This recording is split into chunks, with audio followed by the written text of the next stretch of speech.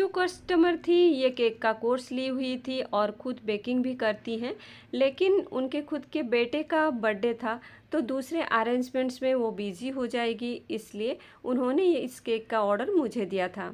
इस केक के लिए मैंने 250 ग्राम वनीला प्रीमिक्स लिया, उसमें ऑरेंज इमल्सन डाला और उसके लिए स्पंज मैंने बेक कर लिया। फिर दूसरा चॉकलेट प्रीमिक्स 250 ग्राम लिया, उसमें पानी ऑयल ऐड करके फिर एक चॉकलेट स्पंज मैंने बना लिया।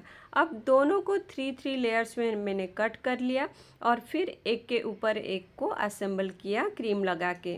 टाइम बहुत कम था जिसके वजह से मुझे बहुत दिक्कत आई। तो सबसे पहले मैंने इस तरह से एक पॉलीथीन को रख लिया और एक लेयर इसके अंदर मैंने रखा चॉकलेट का और इसको मैंने सोक कर लिया। फिर इसके ऊपर मैंने चॉकलेट क्रीम को स्प्रेड कर दिया। इसके ऊपर थोड़े से मैंने ड्राई फ्रूट्स डाले और थोड़े से मैंने चोको चिप्स डाले और मैंने ट्रफल भी थोड़ा डाला था। इसके ऊपर मैंने थोड़ा सा ऑरेंज क्रश डाल दिया था और फिर दूसरा लेयर जो मैंने ऑरेंज फ्लेवर का बनाया था उसको रखा। अब इसको मैंने सोक कर लिया था और इसके ऊपर भी वही चॉकलेट क्रीम मैंने स्प्रेड कर दिया और सेम वही प्रोसेस से मैंने इसको स्प्रेड करके नाइफ से इसको मैंने फ्रीज में सेट होने के लिए रख दिया। अब दूसरा एक छोटा सा 6 इंच का ये केक बोर्ड था, इसको क्लीन रैप से मैंने इस तरह से कवर कर लिया और ये ज़्यादा टाइम तो नहीं, मैंने 10-15 मिनट ही फ्रीज में इसको सेट होने के लिए रखा था और फिर मैं लेके इसको बाहर आ गई। अब 5 लेयर के बाद मैंने वो जो बोर्ड था उसको प्लेस किया और उसके बीच में एक बड़ा सा होल था, उसके अंदर एक डॉवल नीचे तक मैंने डाल दिया और डॉवल एकदम फिक्स हो जाए इसलिए मैंने वहाँ पे चॉकलेट गनाश डाल दिया था उसी होल में। तो एकदम से उसको उसके बाद मैंने फ्रीज में रख दिया था और वो एकदम फिक्स हो गया था।